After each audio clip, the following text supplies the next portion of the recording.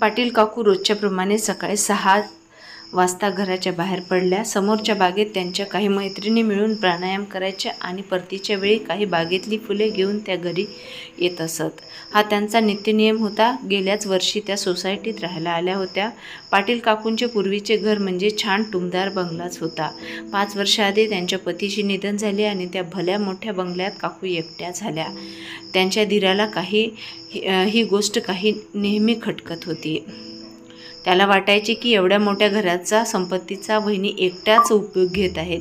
त्यांची मुलगी शिमल्याला एक राहत होती. आम्ही देखील नोकरीनिमित्त बाहेर गावी राहतो म्हणून त्याने वाटणीचा मुद्दा काकूपुढे मांडला. काकूंनी आपल्या मुलीला व जावयाला बोलवून घेतले.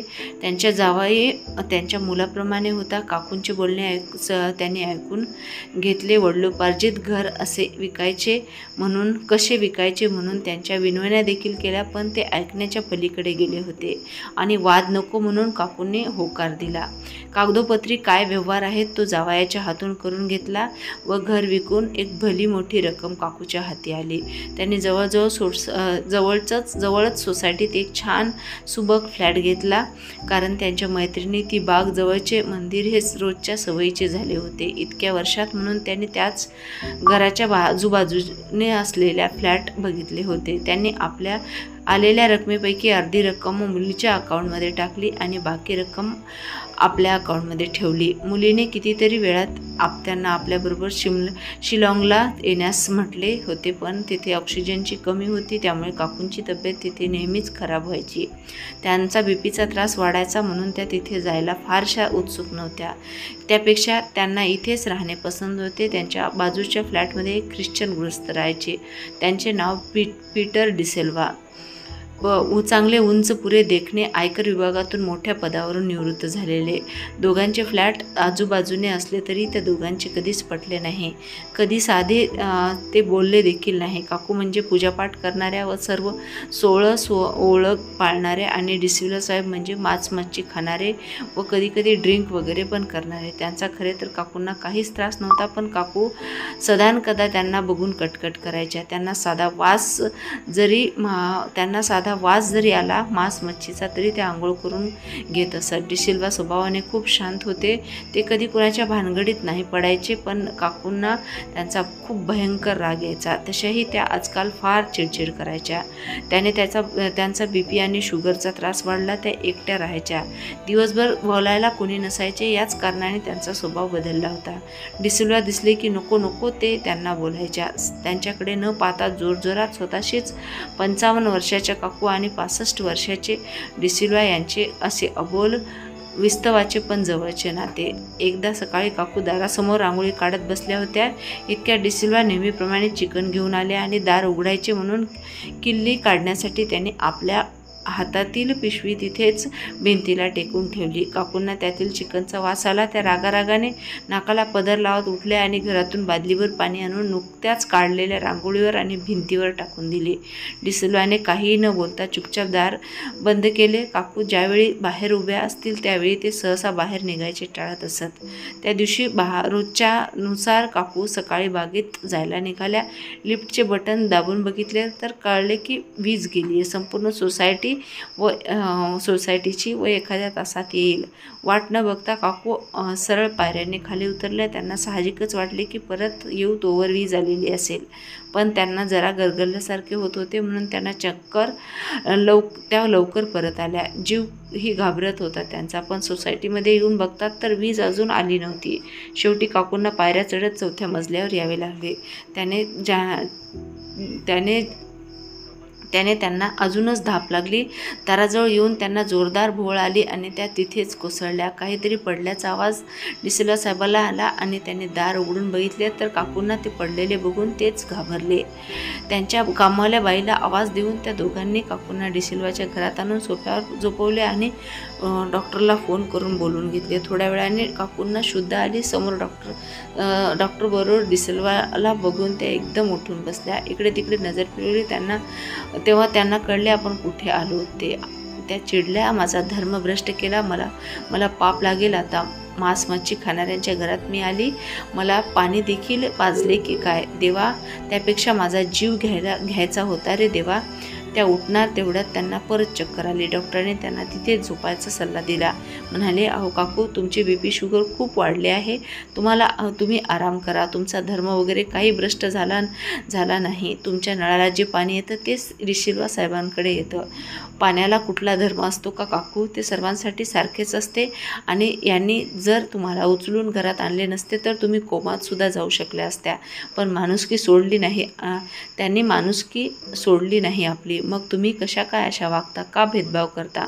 धर्म, जात पात हे सर्व मानवाने आपल्या स्वार्थासाठी बनवलेले आहेत. त्यांना हवे तसे तो जातीच्या लेबलचा वापर करून आपला फायदा करून घेतो व नेते मंडळी लोकांना भडकवून चुकीच्या आणि अन्याय कथा सांगून आपापसात लढून आपली पोळी शेकून घेतात व आपले लोक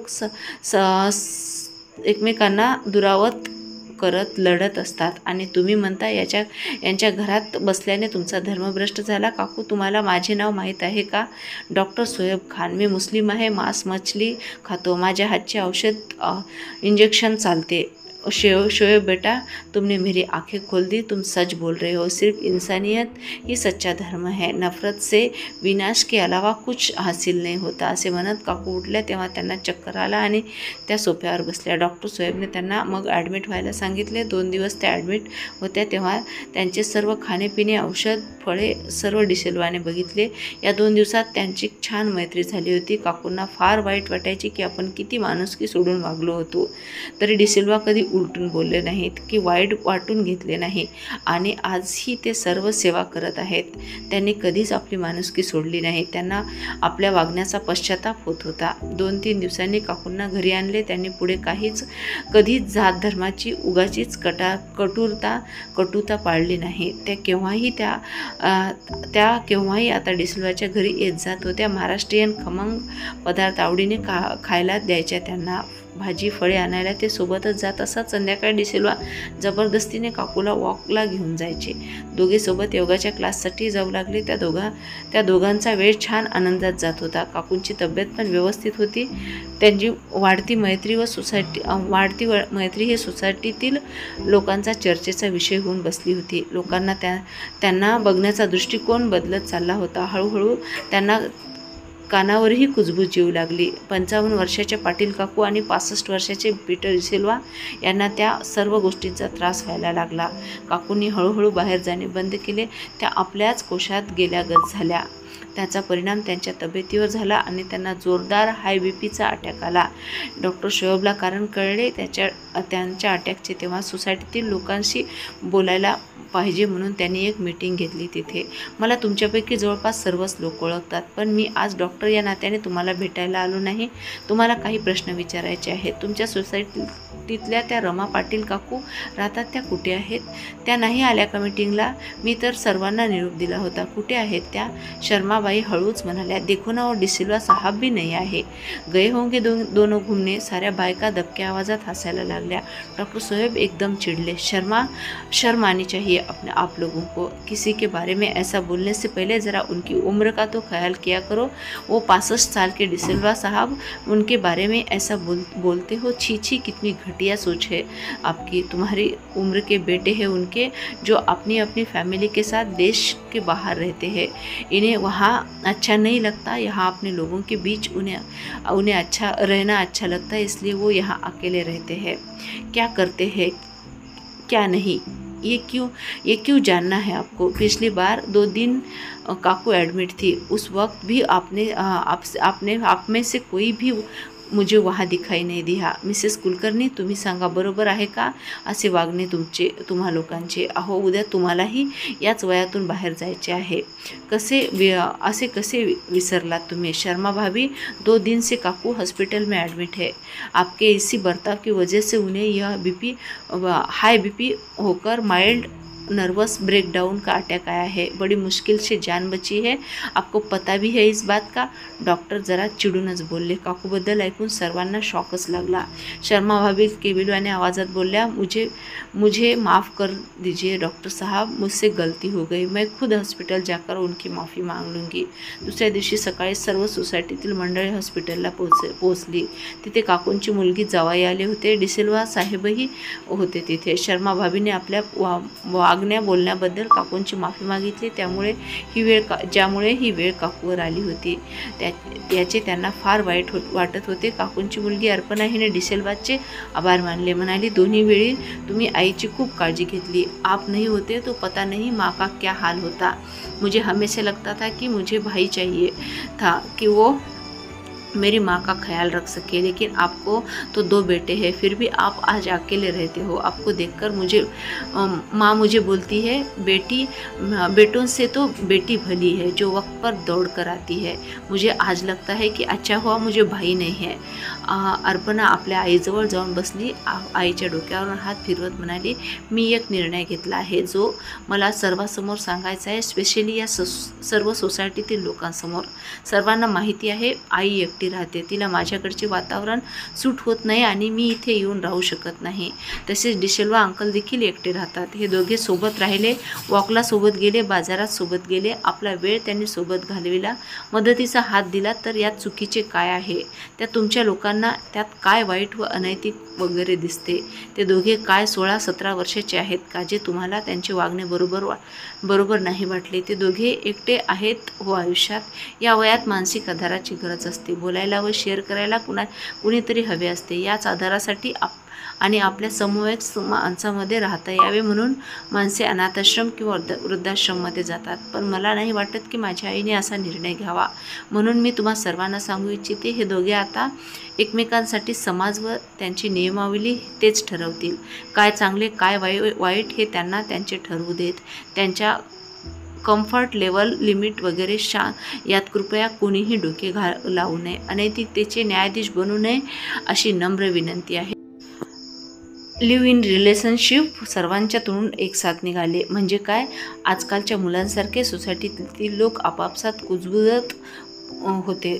काकू खूप चिडल्या. अगं तुला काय वेड वगैरे लागले का अर्पणा? काहीही काय बोलते? तुझ्या जिभेला काही हाड वगैरे आहे की नाही? जावयासमोर काय भलते सलते बोलत आहेस? अर्पणा म्हणाली, आई मी जे बोलते आहे ते योग्यच आहे आणि तुझ्या डिसिल्वा अंकलच्या माझ्या सर्वांच्या भल्याचे आहे. हे लोक काय म्हणतील याचा विचार करू नकोस. आणि सर्वांसमोर हे मान्य केले. तुझ्या जावयालाही मान्य आहे तर बाकीच्या लोकांना काही देणे घेणे नसावे. मी तर लग्नच लावायला तयार होते, पण अंकल आणि डॉक्टर म्हणाले आज लिव्ह इन रिलेशनशिपला कायदेशीर मान्यता आहे. आई मी तयार आहे, तुझे जावाई तयार आहेत, डिसिल्वा अंकल तयार आहेत आणि डॉक्टर देखील तयार आहेत. हे वाक्य म्हणत डॉक्टर आत रूममध्ये आले. सर्वांच्या नजरा त्यांच्याकडे वळल्या. अर्पणा अगदी योग्य निर्णय आहे तुझा. सर्वच तयार म्हटल्यावर कोण काय बोलले याची पर्वा नाही करायची काकू. अहो काकू, या निर्णयाने उलट लोकांची तोंड बंद होतील की यांना घरच्या लोकांची साथ आहे म्हणून. असे निर्णय जर घरच्या लोकांनी घेतले तर अनाथाश्रम वृद्धाश्रमामध्ये जाण्याची गरज नाही राहणार कुणाला. समाजात असे एकटे राहणारे कितीतरी लोक आहेत. खूप छान निर्णय घेतला अर्पणा तू. मग एका योग्य आणि छान निर्णयाचे स्वागत आपण टाळ्या वाजून करूया.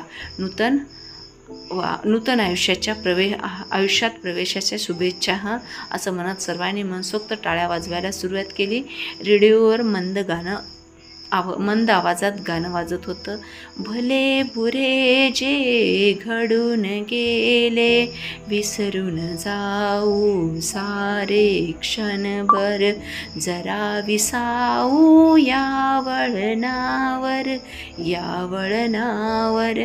कथा कशी वाटली कमेंटमध्ये नक्की सांगा. कथा आवडली असेल तर व्हिडिओला एक लाईक नक्की करा. लवकरच भेटूया एखाद्या नवीन कथेसोबत. तोपर्यंत धन्यवाद. Thank you so much.